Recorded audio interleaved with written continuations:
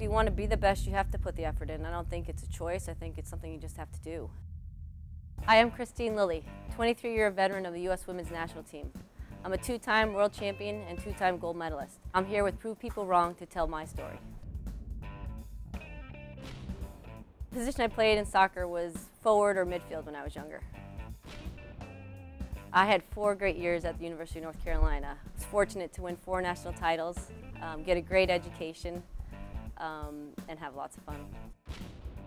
I would always do 3 jump headers before the game started to kind of calm my nerves.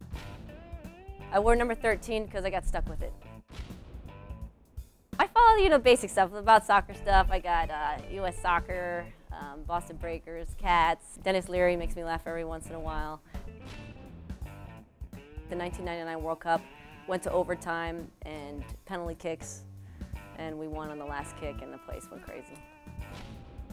In 1996, we walked into the stadium in Atlanta. The place goes nuts.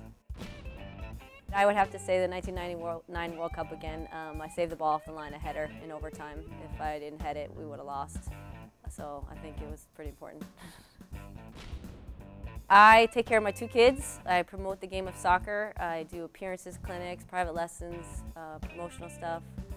Spread the word for Prove People Wrong. My goal is to reach the young girls out there and let them know that they can do anything they want. I grew up in the 70s when girls playing sports was just growing a little bit more. We were fighting the barriers of that girls could play. I grew up playing with boys from 2nd to 8th grade, so we didn't have any girls teams to play on. I was playing with boys. I think in the process I was proving other people that, hey, girls can play too. When I competed in the 1999 World Cup, where it really boosted women's soccer and sports in society's limelight, made me realize how much we kind of broke barriers along the way. But I didn't know I could make a career out of soccer until I was probably 25. We weren't making a lot of money, so you had to find ways to kind of get you going. And I lived out of my dad's house for a long time. To play in the Olympics or the World Cup, it's those moments that every kid dreams of. To put that jersey on every time that I did, I had pride and I was honored and humbled to be walking out there. And I made sure that I put everything I could into it. The backbone to my career, I think, is my fitness.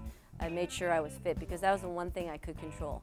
I couldn't control if I was having a bad day or what the coaches were going to do, but if I could run up and down that field and make sure I can last on the field, that was something I took pride in. I still love the game of soccer, and I love to see kids' expressions when they know how to pass the ball or they score a goal, or they did this move correctly. It's so important for young girls especially to have the confidence and self-esteem, because if they get that from the soccer field and can translate that off the field and in their regular life, they're going to be better people for it.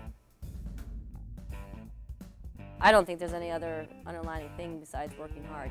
And if you want to be successful and you want to be the best, you got to put the time in. If you got some talent, you got to keep improving, and you can't just settle on it. You got to keep working at it and become a better player and person as you continue to train.